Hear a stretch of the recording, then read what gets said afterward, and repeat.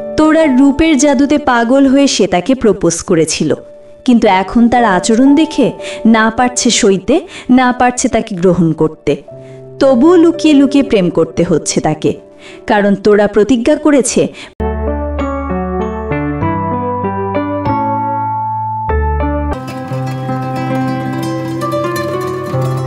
আমাদের জীবন কথা। গল্পের নাম আমি ফাইসা গেছি। পাত্রপক্ষ দেখতে এসেছে, তাই তোরা লক্ষ্মী মেয়ের মতো চুপটি করে বসে আছে। কিন্তু পাত্রকে দেখা মাত্রই তোরার মাথা যেন 360 ডিগ্রি ঘুরে গেল, কারণ পাত্র আর কেউ নয়, তারই প্রেমিক কুষাণ। কুষাণকে দেখে তো তোরার খুশি হওয়ার কথা, কিন্তু তার বদলে তোরার চোখমুখ রাগে শুকনো মরিচের মতো লাল হয়ে গেল। কান দিয়ে যেন কুয়াশার মতো ধোঁয়া বের হতে লাগলো, কারণ কুষাণ তাকে বলেছিল তার পরিবার তাকে এখনই বিয়ে দেবে না, আরও 5 বছর পর নাকি তার বিয়ের বয়স হবে। সে নাকি এখনও তার মায়ের কাছে একজন অবুঝ শিশু, বাবার কাছে একজন মাসুম বাচ্চা, আর তার বোনেরা মনে করে কুষাণ এখনও কিছুই বোঝে না, যার নাক টিপলে দুধ বের হয়। অথচ সেই কুষাণ আজ বিয়ে করার জন্য তার বাবা, মা, চাচা, চাচি, কাজিন, 3 বোন আর 3 দুলাভাই, অর্থাৎ পুরো গোষ্ঠীকে সাথে করে পাত্রী দেখতে এসেছে। অন্যদিকে কুষাণ নিজেও ভয়ে আটসাট হয়ে বসে আছে, মনে হচ্ছে সে যেন কোনো হরর ফিল্ম দেখছে। মুখখানা তার তেমনই দেখাচ্ছে। সে মনে মনে বলছে, আল্লাহ আমারে উঠিয়ে নাও, তা না হলে আমার আজ আর রক্ষা নেই, কারণ এই বিয়েটা হলেও তার 12টা বাজবে, আর না হলেও 12টা বাজবে। তোরা যে কতটা রাগী আর জেদি মেয়ে তা কুষাণের থেকে কেউ ভালো জানে না। একটু রাগ হলেই হাতের কাছে যা পায় তাই ছুঁড়ে মারে তাকে। একদিন তো রাগ করে মোবাইল ছুঁড়ে মেরে কুষাণের মাথা ফাটিয়ে দিয়েছিল, কিন্তু কুষাণ সেটা তার বাড়িতে অ্যাক্সিডেন্ট বলে চালিয়ে দেয়। এমন আরও অনেক ঘটনার সাক্ষী সে। তোরার রূপের জাদুতে পাগল হয়ে সে তাকে প্রপোজ করেছিল, কিন্তু এখন তার আচরণ দেখে না পারছে সইতে, না পারছে তাকে গ্রহণ করতে। তবুও লুকিয়ে লুকিয়ে প্রেম করতে হচ্ছে তাকে, কারণ তোরা প্রতিজ্ঞা করেছে মৃত্যুর পূর্ব মুহূর্ত পর্যন্ত শুধু তার কুষাণকেই চায়। চাইবেই তো, কুষাণের মতো এত ভদ্র ছেলে সে পাবেটা কোথায়? 1 বছরের সম্পর্কে একটি দিনও তার গায়ে হাত তুলেনি কুষাণ, অথচ তোরাও অনেকবার হাত উঠিয়েছে। কুষাণ যদি রাগ করে তোরার সাথে কথা না বলে, দেখা না করে, তাহলে তোরা তুলকালাম শুরু করে দেয়। তার বাড়িতে আসবে বলেও ভয় দেখায়। সেই ভয়ে আবার কুষাণ নিজের থেকেই কথা বলা শুরু করে। চুরি করে সম্পর্ক চালিয়ে গেলেও কুষাণ তোরাকে বিয়ের কথা স্বপ্নেও ভাবতে পারে না, কারণ তাদের যৌথ পরিবার। বাবা, মা, দাদা, দাদি, চাচা, চাচি, কাজিন তো আছেই, তার সাথে আবার 3 বোন তাদের জামাইদের নিয়ে থাকে, যাকে বলে ঘর জামাই। মায়ের কথা মতো পুরো সংসার চলে। এই সংসারে থাকতে হলে মায়ের কথার উপর দিয়ে কথা বলা যাবে না, কিন্তু তোরা যে ঘাড়তারা মেয়ে, তাকে এই সংসারে বউ করে আনতে কুষাণের ভীষণ ভয় লাগে, কারণ শাশুড়ি আর বউ এক কোয়ালিটির হবে তখন। শাশুড়ি যদি 10 পা এগোয় তো বউ 20 পা এগোবে। কুষাণের দুলাভাই শাহিন, মাহিন, তুহিন তোরাকে দেখে শুধু বাহবা দিচ্ছে আর বলছে, কি লক্ষ্মী মেয়ে, দারুণ মানাবে আমাদের কুষাণের সাথে। অন্যদিকে ইরা, মীরা, লীরা রাগে শুধু ফুসফুস করছে, কারণ তাদের প্রত্যেকের ইচ্ছা নিজস্ব পছন্দের মেয়ের সাথে তার একমাত্র ভাইয়ের বিয়ে দেবে। সেজন্য তারা দেখা দেখিও শুরু করে দিয়েছিল, কিন্তু 4 জন পছন্দ করেছে 4 জনকে। অন্যদিকে কুষাণের বাবা মিস্টার জারিফ চৌধুরী আর মা মিসেস কামিনী চৌধুরীও নিজেরা মুখ গোমরা করে বসে আছেন, কারণ জারিফ চৌধুরীর পছন্দ তার বন্ধুর মেয়েকে, আর কামিনী চৌধুরীর পছন্দ তার বোনের মেয়েকে। সবাই সবার পছন্দ মতো মেয়ের সাথে কুষাণের বিয়ে দিতে চায়। একজনের পছন্দের মেয়ের সাথে বিয়ে দিতে চাইলে আরেকজন ঝগড়া করে। এই রকম একটা পরিস্থিতিতে শাহিন, মাহিন, তুহিন সিদ্ধান্ত নিয়েছে কারো পছন্দের মেয়ের সাথে কুষাণের বিয়ে হবে না। ঘটকের মাধ্যমে সবাই মিলে মেয়ে দেখতে যাবে, কুষাণ যাকে পছন্দ করবে তাকেই সে বিয়ে করতে পারবে। এদিকে আবার চৌধুরী বাড়ির একটা নিয়ম আছে, এ বাড়ির কোনো ছেলে মেয়ে বিয়ের আগে প্রেম করতে পারবে না। বিয়ের আগে এসব ফষ্টি নষ্টি তাদের পরিবারের কেউ অ্যালাউ করে না। এই জন্য কুষাণ শখের বশে প্রেম করেছে ঠিকই, কিন্তু কাউকে বলার সাহস পায়নি। সবাইকে চুপচাপ থাকা দেখে মিস্টার জারিফ চৌধুরী বললেন, মা, তোমার নাম কি? তোরা তার মিষ্টি সুরেল কণ্ঠে বলল, তোরা। জারিফ সাহেব তখন হাসতে হাসতে বললেন, তা কোন ফুলের তোড়া? গোলাপ, গাঁদা না হাসুন হেনা? জারিফ সাহেবের কথা শুনে সবাই হো হো করে হেসে উঠল, কিন্তু টোড়া নিচু মুখ হয়ে রইল। জারিফ সাহেব তখন বললেন, একটু মজা করলাম তোমার সাথে, আবার মাইন্ড করো না। আচ্ছা, তুমি কি চা বানাতে পারো মা? জি, পারি। মাশাল্লাহ মাশাল্লাহ। তোড়ার মিষ্টি কণ্ঠ শুনে জারিফ চৌধুরী পটে গেলেন। তার আর কিছু জিজ্ঞাসা করার নেই। সেজন্য তিনি কামিনী চৌধুরীকে বললেন, আমার আর কিছু জিজ্ঞাসা করার নেই, তুমি কিছু জিজ্ঞাসা করো। কামিনী চৌধুরী সেই কথা শুনে জিজ্ঞেস করলেন, তুমি কি রান্না বান্না করতে পারো মা? তোরা তখন বলল, কখনো নিজের হাতে রান্না করিনি, তবে আম্মু যখন রান্না করত তখন দাঁড়িয়ে থেকে দেখতাম, সেই হিসেবে মোটামুটি একটা আইডিয়া আছে। কামিনী চৌধুরী সেই কথা শুনে মুখ ভেঙচিয়ে বললেন, রান্না দেখলেই কি শেখা যায়, না নিজের হাতে করতে হয়? তার মানে তুমি রান্না বান্না পারো না? কুষাণের চাচি মিসেস লুৎফা চৌধুরী তখন হুট করে জিজ্ঞেস করলেন, বলো তো কোন রান্নায় হলুদ দিতে হয় না? মিসেস লুৎফা চৌধুরীর প্রশ্ন শুনে হঠাৎ তোড়ার রোস্টের কথা মনে পড়ল। সেজন্য সে ঝটপট করে বলল, মুরগির রোস্টে।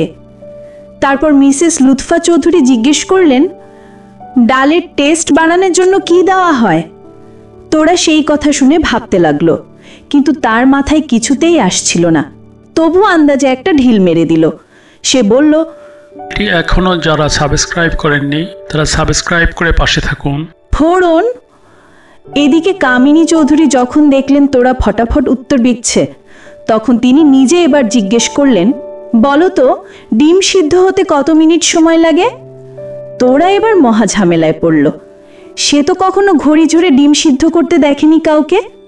তবুও সে বলল, মিনিমাম 14-15 মিনিট। কামিনী চৌধুরী সেই কথা শুনে বললেন, সবই তো পারে দেখি, আর ঢং করে বলে পারো না। আসলে এখনকার মেয়েদের এটা একটা ফ্যাশন, রান্নাবান্নার কথা জিজ্ঞেস করলেই বলে পারে না। রান্নাবান্না শেখা কি অন্যায় নাকি? কামিনী চৌধুরীর কথা শুনে তোরা মনে মনে ভাবতে লাগলো, সে আবার কখন বলল রান্না পারে না? সে তো শুধু বলেছেন নিজের হাতে রান্না করেনি কখনো। এই মহিলা তার শাশুড়ি হলে নির্ঘাত তার উপর মারাত্মক টর্চার করবে, আর সবাইকে মিথ্যে মিথ্যে গল্প শোনাবে। এবার জারিফ চৌধুরী কামিনী চৌধুরী আর লুৎফা চৌধুরীর উপর রাগ দেখিয়ে বললেন, তোমরা কি কাজের মেয়ে খুঁজতে এসেছো যে শুধু রান্না বান্নার কথা জিজ্ঞাসা করছো? অন্য কিছু জিজ্ঞাসা করো না কেন? এই বলে তিনি তার মেয়েদের দিকে তাকালেন, তোমরা কিছু জিজ্ঞাসা করছো না কেন? এভাবে বোবার মতো চুপচাপ হয়ে আছো কেন? এইরা জারিফ চৌধুরীর কথা শুনে তোরাকে জিজ্ঞেস করলো, তুমি কি পার্লারে যাও? জি না। তাহলে তো তুমি খুবই আনস্মার্ট একজন মেয়ে। তোরা ইরার কথা শুনে রাগে ফুসফুস করতে শুধু, কিন্তু ভদ্রতার খাতিরে কিছু বলল না। তবে সে বিড়বিড় করে বলল, তুই তো নিজেই একজন আনস্মার্ট মেয়ে। এত বড় একটা বুড়া বেটি, মাথা ভর্তি ক্লিপ মেরে এসেছিস, তার উপর আবার পেছনে 10 ইঞ্চের মতো চুল ফুলিয়ে তুলেছিস। কিছু বললা আমাকে? না আপু, আপনার মাথা বাজানোর স্টাইলটা বেশ ভালো লাগছে। ইরা সেই কথা শুনে তার চুলে হাত বুলিয়ে বলল, হ্যাঁ ভালো তো লাগবেই, আমি সবসময় স্মার্ট থাকার চেষ্টা করি। মীরা এবার জিজ্ঞেস করলো, তুমি কোন ব্র্যান্ডের মেকআপ ইউজ করো? তোরা তখন বলল, আমি কোনো ব্র্যান্ডের মেকআপই ইউজ করি না, মুখে অল্প একটু ক্রিম দিয়ে জাস্ট পাউডার লাগালেই আমার সাজগোজ কমপ্লিট হয়ে যায়। মীরা তখন বলল, তুমি তাহলে ফ্যাশনে কিছুই বোঝো না, ফ্যাশন সম্পর্কে কম অভিজ্ঞতা তোমার, আসলেই তুমি আনস্মার্ট একজন মেয়ে। তোরার এবার ভীষণ রাগ উঠল। তার মুখ ফচকে হঠাৎ বের হলো, তা আপু আপনি কোন ব্র্যান্ডের মেকআপ ইউজ করেন যে মুখটা সাদো সাদো হয়ে আছে? জি, কি বললা, আরেকবার বলো। না মানে আপনি খুবই ফ্যাশনেবল আপু, দেখেই বোঝা যাচ্ছে দামি ব্র্যান্ডের মেকআপ ইউজ করেন। হ্যাঁ, তার বলতে হবে না, আমার সব সাজগোজের জিনিস বাইরের দেশের, এই দেশের কিছুই আমি ইউজ করি না। লীরা এবার ইরা আর মীরাকে থামিয়ে দিয়ে বলল, তোরা এবার চুপ করবি? শুধু সাজগোজ নিয়ে কথা বললে হবে? মেয়ের পড়াশোনা কত দূর সেটা জিজ্ঞেস করেছিস কেউ? এই বলে লীরা বলল, আই এম লীরা, আমি নুমানের third sister. I have no question, but শুধু একটা প্রশ্ন করব, হোয়াট আর ইউ স্টাডিং?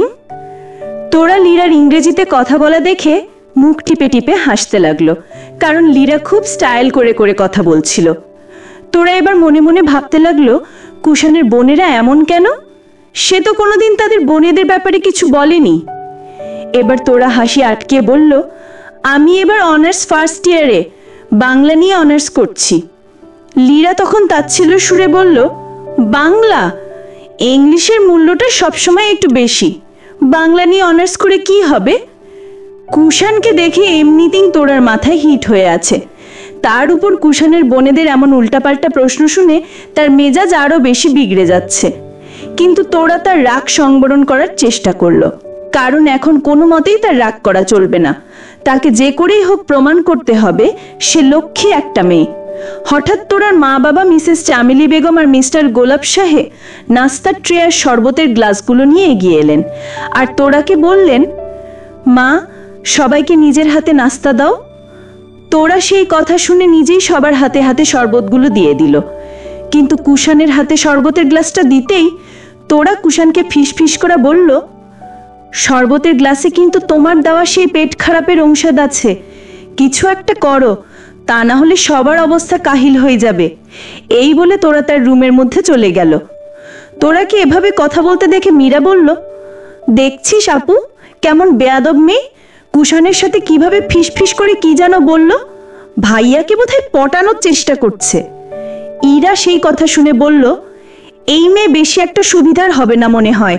ঘটক সাহেব যে কোন ফ্যামিলির মেয়েকে দেখাতে নিয়ে এলো আমাদের, সত্যি বুঝতে পারছি না আমি। লীরা তখন বলল, বাসায় শুধু যাই আগে, তারপর শাহিনার মাহিন দুলাভাইকে ধরব। ইরা সে কথা শুনে বলল, শুধু শাহিনার মাহিনকে ধরকি কেন? তোর তুহিনও তো আছে এর মধ্যে।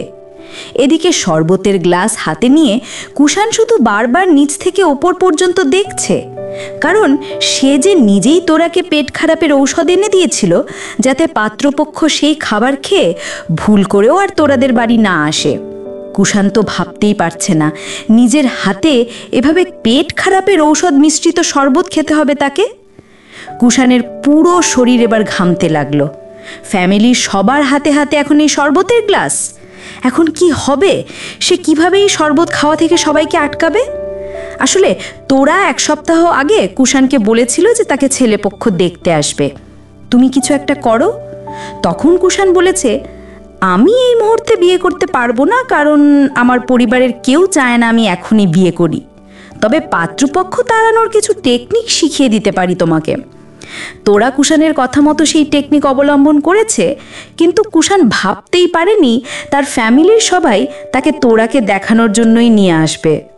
কুষাণ শরবত খাওয়া বাদ দিয়ে শুধু এদিক ওদিক তাকাতে লাগলো। সে ভাবছে সবাইকে কিভাবে শরবত খেতে বারণ করবে।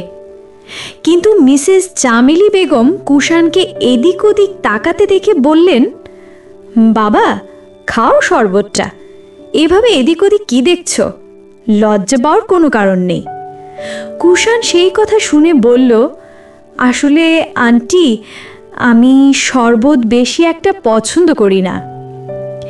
ইলা, মীরা, লীরা কুষাণের মুখে আম্মু ডাক শুনে বলল, আম্মু? কে তোর আম্মু হয়? বিয়ে না হতেই আম্মু ডাকছিস? কুষাণ তখন চামেলি বেগমের দিকে তাকিয়ে বলল, সরি, ভুল করে মুখ থেকে বের হয়ে গেছে। আসলে আন্টি, আমি শরবত পছন্দ করি না।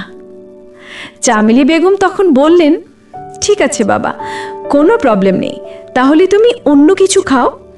এই বলেই মিসেস চামেলি বেগম কুষাণের হাতে এক বাটি নুডলস তুলে দিলেন। কুষাণ বাটিটা হাতে নিয়ে নুডলসগুলো শুধুই চামচ দিয়ে নাড়াচাড়া করতে লাগলো, কিন্তু তার মুখে দেওয়ার সাহস হচ্ছে না কিছুতেই। কে জানে নুডলসের মধ্যেও আবার তোরা পেট খারাপের ঔষধ দিয়েছে কিনা। এদিকে ইরা, মীরা, লীরা শরবতের গ্লাস হাতে নিয়ে আবার সেগুলো চুপচাপ রেখেও দিয়েছে। তারা তিনজন ফিসফিস করে বলছে, আমরা কিন্তু কেউ কিছুই খাবো না। কে জানে কোন পরিবেশে খাবারগুলো তৈরি করেছে এরা। এসব অস্বাস্থ্যকর খাবার আমাদের হজম হবে না। তাছাড়া মেয়েটার মতিগতি বেশি একটা সুবিধার মনে হলো না। যদি আমাদেরকে বশ করার ঔষধ মিশিয়ে দেয় খাবারে। মিস্টার গোলাপ সাহেব ব্যাপারটা লক্ষ্য করলেন। তখন ইরা, মীরা আর লীরার সামনে গিয়ে বললেন, মা, শরবতটা একটু টেস্ট করো তোমরা। একদম গাছের টাটকা লেবু দিয়ে বানানো। এই বলে গোলাপ সাহেব আবার শরবতের গ্লাসগুলো ওদের হাতে দিয়ে দিলেন। ইরা, মীরা আর লীরা কোনো উপায় না দেখে এক চুমুক করে খেয়ে নিল শরবতটা। অন্যদিকে কামিনী চৌধুরীর ডায়াবেটিস থাকার কারণে তিনি শরবতের গ্লাসটি অনেক আগেই রেখে দিয়েছেন। কুষাণ চামেলি বেগমের সাথে কথা বলতেই এদিকে মিস্টার জারিফ চৌধুরী আর শাহিন, মাহিন, তুহিন আর বাকিরা এক গ্লাস শরবত খেয়ে আবার আরেক গ্লাস নেওয়ার মতলব করছে। কুষাণ তা দেখে চিৎকার করে বলল, বাবা, আর খেও না প্লিজ, আর কতই খাবে। জারিফ চৌধুরী তখন বললেন, শরবতটা বেস্ট টেস্টি হয়েছে। একদম তাজা লেবু আর মালটা মিশ্রিত শরবতের ঘ্রাণে মৌমৌ করছে ঘরটা। না ধর, একটু খেয়ে দেখ তুইও। কুষাণ তখন বলল, না, খাবো না আমি, তুমি বেশি করে খাও। এদিকে ইরা, মীরা, লীরা চোখ দিয়ে ইশারা করলো তাদের হাজবেন্ডদের। সেই ইশারায় ভয় পেয়ে শাহিন, মাহিন আর তুহিন খালি গ্লাসগুলো টেবিলে রেখে দিল। তারা আরেক গ্লাস নেওয়ার আর সাহস পেল না। কিন্তু জারিফ চৌধুরী আরও এক গ্লাস খেয়ে নিলেন। এই গরমে ঠান্ডা ঠান্ডা শরবত না খেয়ে কি আর থাকা যায়? কুষাণ সবাই শরবত খাওয়া দেখে মনে মনে দোয়া পড়তে লাগলো আর বলতে লাগলো, আল্লাহ, কারো যেন কোনো অসুবিধা না হয়, তা না হলে সবার অবস্থা একদম খারাপ হয়ে যাবে, আর তার সাথে তোরাদের মান সম্মানও একেবারে ধুলোয় মিশে যাবে। হঠাৎ জারিফ চৌধুরীর পেটে গুড়ুম গুড়ুম ডাকতে লাগলো। সেজন্য তিনি ভীষণ লজ্জার মধ্যে পড়ে গেলেন। এখন কি করে সবার মধ্য থেকে তিনি ওয়াশরুমে যাবেন, সেই জন্য কষ্ট করেই চেপে বসে থাকলেন। কিন্তু হঠাৎ কুষাণের কাজিন সুমন চামেলি বেগমকে বললেন, আন্টি, আপনাদের ওয়াশরুমটা কোন দিকে? এখনো যারা সাবস্ক্রাইব করেননি তারা সাবস্ক্রাইব করে পাশে থাকুন। চামেলি বেগম হাত দিয়ে ওয়াশরুমটা দেখাতেই মিস্টার জারিফ চৌধুরী দিলেন এক দৌড়, কারণ তিনি আর থাকতে পারছিলেন না। এদিকে জারিফ চৌধুরীকে এভাবে দৌড়ানো দেখে কামিনী চৌধুরী বললেন, এই, তোমার কি হয়েছে, এভাবে দৌড়াচ্ছ কেন? জারিফ চৌধুরীর কি আর উত্তর দেওয়ার সময় আছে? তিনি ওয়াশরুমে ঢুকেই দরজা লাগিয়ে দিলেন। এদিকে সুমন চিৎকার করে বলতে লাগলো, আঙ্কেল, আমাকে আগে যেতে দিন, আমার খুব অসুবিধা হচ্ছে। এই বলে সুমন কাঁদতে লাগলো। এত বড় একজন জোয়ান ছেলেকে কাঁদতে দেখে লুৎফা চৌধুরী বললেন, এ বাবা, কি হয়েছে তোর, এভাবে কাঁদছিস কেন? সুমন তখন কাঁদতে কাঁদতে বলল, মা, আমার খুব পেট ব্যথা করছে, আমাকে এক্ষুনি ওয়াশরুমে যেতে হবে। হঠাৎ লুৎফা চৌধুরী খেয়াল করলেন তারও পেটের মধ্যে কেমন যেন করছে। এরকম কেন হচ্ছে তার? তিনি তো বেশি কিছু খাননি। অন্যদিকে শাহিন, মাহিন আর তুহিন বৌদির ভয়ে এতক্ষণ চুপ করে থাকলেও এবার আর চুপ করে থাকতে পারল না। তারা এক দৌড়ে তোরাদের বাড়ির পিছনে বাঁশ ঝাড়ে চলে গেল। এদিকে ইরা, মীরা, লীরাও তাদের পিছু পিছু চলে গেল আর ডাকতে লাগলো, কি হয়েছে তোমাদের, এভাবে দৌড়েইলে কেন? শাহিন তখন তার পেট চেতে লেখে বলল, তোমরা যাও প্লিজ এখান থেকে, আমাদের এমার্জেন্সি একটা কাজ আছে।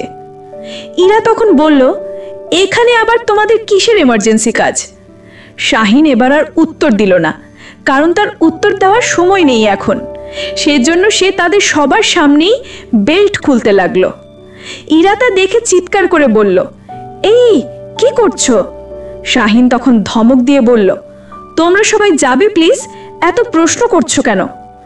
শাহিনের ধমক শুনে ইরা ভেলা করে কাঁদতে লাগলো আর বলল, তুমি আমায় বকলে, তুহিন তখন আর না লুকিয়ে বলল, আমাদের না এখন ভীষণ হাগু পাচ্ছে। তোমরা যদি দাঁড়িয়ে থেকে আমাদের হাগু করা দেখতে চাও তাহলে দাঁড়িয়েই থাকো।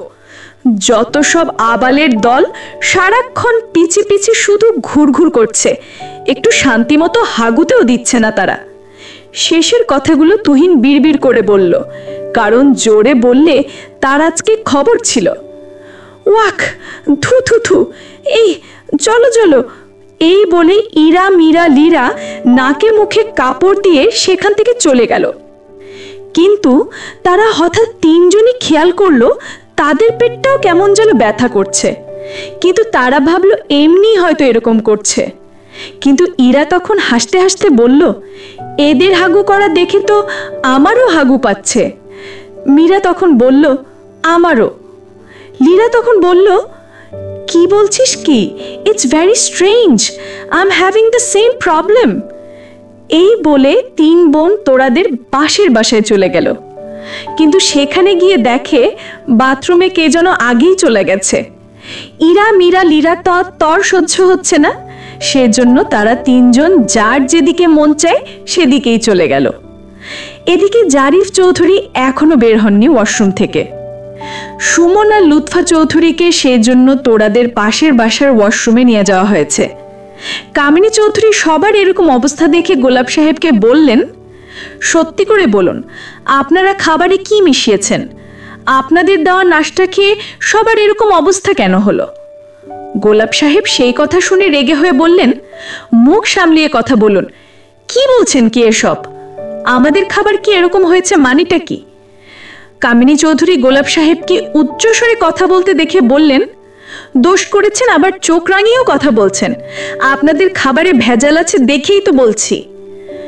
কুষাণ এবার কথা বলে উঠল আর কামিনী চৌধুরীকে বলল, আম্মু মাথা ঠান্ডা করো, তুমি হাই প্রেশারের রোগী আম্মু, এত উচ্চ স্বরে তোমাকে কথা বলতে নিষেধ করেছে ডাক্তার। কামিনী চৌধুরী সেই কথা শুনে বললেন, তুই চুপ থাকতে বলছিস কুষাণ? সবার কি হাল হয়েছে দেখছিস না? তোর আব্বু এখনো ওয়াশরুম থেকেই বের হয়নি। কুষাণ তখন বলল, এতে এনাদের কি দোষ? হয়তো এদের সবার পেটে আগে থেকেই প্রবলেম ছিল, এই জন্য এমনটা হয়েছে। আমিও তো এই খাবারই খেয়েছি, কই আমার তো কিছু হলো না। তাছাড়া দেখো না, সোনিয়া এখনো খেয়ে যাচ্ছে, ওরও তো কিছু হচ্ছে না।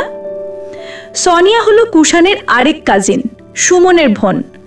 সোনিয়া নাশতা খাওয়া শেষ করে যেই শরবতের গ্লাসে হাত দিয়েছে, ঠিক তখনই কুষাণ ওর হাত থেকে শরবতের গ্লাসটা কেড়ে নিয়ে বলল, আর কতই খাবি সোনিয়া, রেখে দে, বাসায় যাব এখন আমরা। সোনিয়া তখন বলল, আমি তো শরবত খাইনি, একটু খাই। কুষাণ তখন ফিসফিসিয়ে বলল, চুপ থাক বোন, আমি আর তুই হলাম একমাত্র সাক্ষী।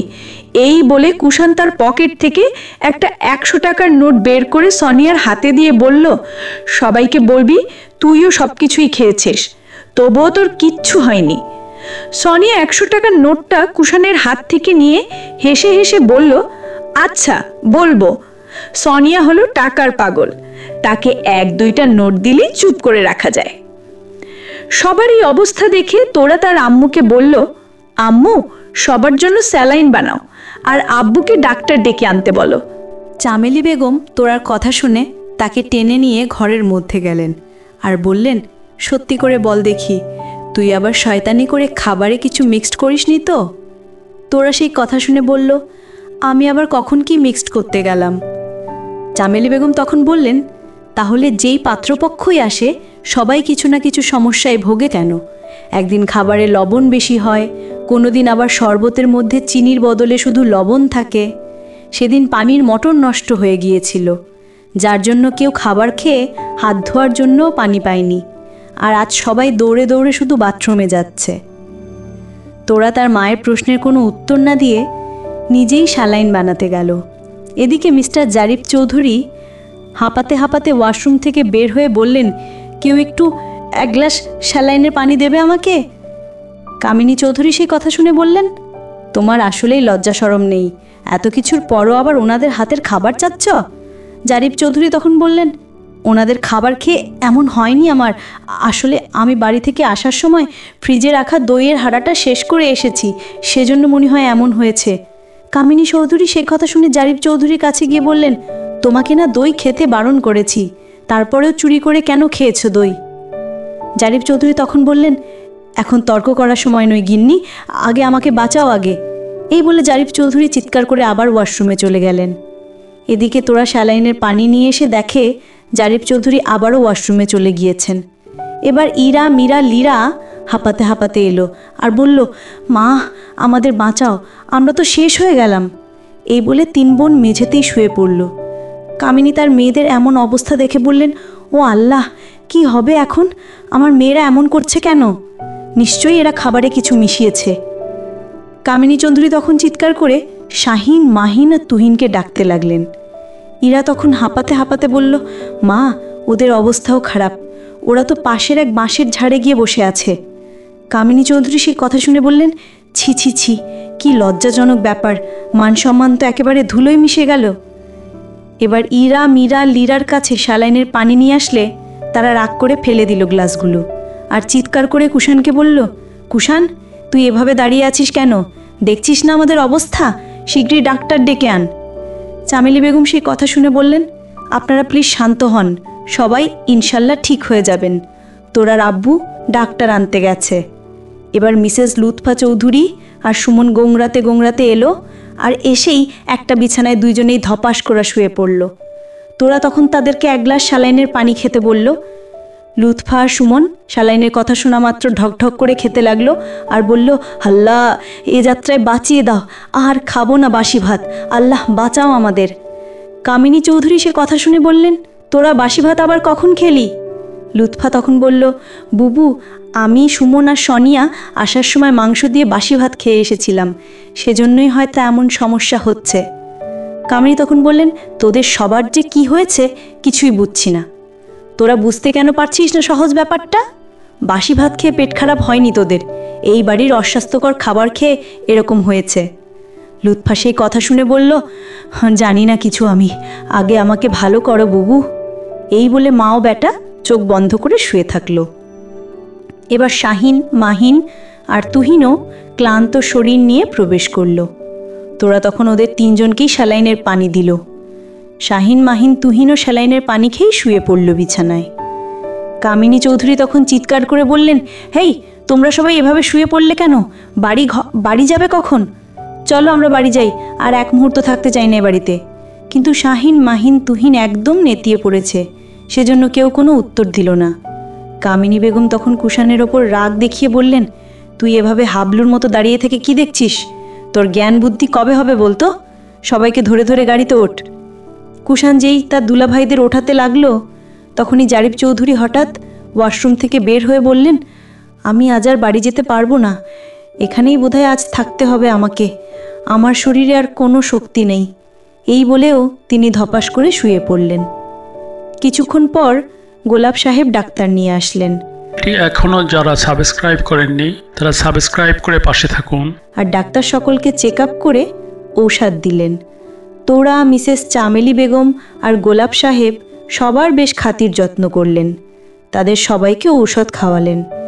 বিপদে পড়ে সবাই আর কোনো কথা না বলে চুপচাপ খেয়ে নিল ঔষধ, কারণ তাদের সুস্থ হওয়া দিয়েই কথা। সবাই ঔষধ খেয়ে আবার রেস্ট নিল। সবাই যখন মোটামুটি সুস্থ হলো, তখন কামিনী চৌধুরী সবার উদ্দেশ্যে বললেন, সত্যি করে বলো দেখি, এবার এখানে আসার আগে কে কে পেট খারাপ নিয়ে এসেছিলে আর কার কার পেট ভালো ছিল, তাহলেই প্রমাণ হয়ে যাবে। সুমন তখন বলল, চাচি আমার আগে থেকেই একটু পেটে প্রবলেম ছিল। শাহিন বলল, আম্মা আমার পেট তো ভালোই ছিল, মনে হয় এই বাড়ির খাবার খেয়ে পেটে এরকম প্রবলেম হয়েছে। কুষণ তখন বলল, কিন্তু দুলা ভাই আমি আর সনিয়াও তো এই খাবারই খেয়েছি, কই আমাদের তো কিছু হলো না। ইরা, মীরা, লীরা তখন কুষাণকে ধমক দিয়ে বলল, আমরা তো ভালো মানুষই এসেছিলাম, কিন্তু আমাদের সবার এমন হাল কেন হলো? আর তুই আমাদের বাড়ির ছেলে হয়ে সেই থেকে এই বাড়ির পক্ষে কথা বলছিস, তোর হয়েছেটা কি কুষাণ? শাহিন তখন বলল, তুই আবার এই বাড়ির মেয়েকে পছন্দ করে ফেলেছিস নাকি? মাহিন বলল, কি রে কথা বলিস না কেন, তোর কি মেয়ে পছন্দ হয়েছে? কুষাণ তার দুলাভাইদের প্রশ্নে বোবার মতো চুপ হয়ে রইল। সে কি উত্তর দেবে ভেবে পাচ্ছিল না। সে চিন্তা করতে লাগলো, যদি সে হ্যাঁ বলে তাহলে তোরার সাথে তার বিয়ে হয়ে যাবে, আর তোরাকে বিয়ে করা মানে জেনে শুনে বিষ পান করা। অন্যদিকে যদি সে না বলে তাহলে তোরার সাথে তার বিয়ে হবে না, কিন্তু তবুও তো তোরা তার পিছু ছাড়বে না। আবার সেই আগের মতো ঘুরঘুর করবে আর সারাদিন শুধু বিয়ে করো বলে ঘ্যান ঘ্যান করবে। এখন কি করা যায়? কুষণ তখন ভাবল, হ্যাঁই বলি, বিয়ের পর হয়তো তার পাগলামি কিছুটা হলেও কমবে। তাছাড়া আমাদের বাড়িতে এতগুলো মানুষের মধ্যে সে খারাপ ব্যবহার করতে পারবে না কিছুতেই। আর আজকের এই পাত্রী দেখাকে সারপ্রাইজড হিসাবে রাখা যাবে, তা না হলে এই ঘটনাকে ইস্যু করে নিশ্চিত আজ আবার তার মাথা ফাটিয়ে দেবে। তুহিন কুষাণকে চুপচাপ থাকা দেখে বলল, নীরবতাকে কি সম্মতির লক্ষণ ধরে নেব শালাবাবু? কুষাণ তো এবার আরো বেশি সুযোগ পেয়ে গেল। এমনিতেও তো সে তার আর তোরা সম্পর্কের কথা জীবনেও বলতে পারত না। এই সুযোগে কুষাণ বলেই ফেলল, হ্যাঁ, মেয়ে আমার পছন্দ হয়েছে। কুষাণের কথা শুনে ইরা, মীরা আর লীরা একসাথে বলে উঠল, কি, এত কিছুর পরও তুই বলছিস তোর মেয়ে পছন্দ হয়েছে? কুষণ তখন আবারও বলল, হ্যাঁ হয়েছে। তোরা তখন হঠাৎ তার রুম থেকে বের হয়ে এসে বলল, আপনার পছন্দেতেই আর হবে না বিয়ে, আমারও একটা নিজস্ব মতামত আছে। তোরার কথা শুনে সবারই অবাক, এই মেয়ে বলে কি এসব? কুষাণ তখন বলল, কি মতামত? তোরা তখন বলল, আমার আপনাকে পছন্দ হয়নি, আর আপনাদের ফ্যামিলিকেও না। আপনাদের ফ্যামিলিতে বউ হয়ে যাওয়ার বিন্দুমাত্র ইচ্ছা নেই আমার। মিসেস চামেলি বেগম আর গোলাপ সাহেব সেই কথা শুনে তোরার কাছে এগিয়ে গিয়ে বললেন, মা, কি বলছিস এসব? হ্যাঁ, আমি ঠিকই বলছি, আমি এই ছেলেকে বিয়ে করব না। কামিনী চৌধুরী তোরার কথা শুনে হঠাৎ তোরার কাছে এগিয়ে এসে বললেন, তোমার সাহস দেখে আমি অবাক হয়ে যাচ্ছি। তুমি আমাদের বাড়ির ছেলেকে রিজেক্ট করে দিলে? আজ পর্যন্ত এমন কোনো মেয়ের জন্ম হয়নি যে আমার ছেলেকে অপছন্দ করবে, আর এমন কোনো পরিবারের সৃষ্টি হয়নি যে আমাদের পরিবারের সাথে আত্মীয়তা করতে চায় না। যেখানে আমরা তোমাকে রিজেক্ট করব সেখানে তুমি আমাদের মুখের ওপর না করে দিলে? আমার না ভীষণ জানতে ইচ্ছে করছে ঠিক কী কারণে আমাদের পরিবারকে তুমি অপছন্দ করছো, আর কি কারণে কুষাণকে পছন্দ না তোমার? কুষণ তার মায়ের এমন প্রশ্ন শুনে ঢোক গিলতে লাগলো। সে মনে মনে ভাবলো, এ কোন নতুন ঝামেলার সৃষ্টি করলো তোরা? সে এখন কি উত্তর দেবে? ভুল করে যদি তাদের রিলেশনের কথা বলে ফেলে তখন কি হবে তার? গল্পটি আপনাদের কেমন লাগলো কমেন্ট করে আপনাদের মতামত জানান। আমাদের জীবন কথা চ্যানেলটি সাবস্ক্রাইব করুন এবং বন্ধুদের সাথে ভিডিওটি শেয়ার করুন।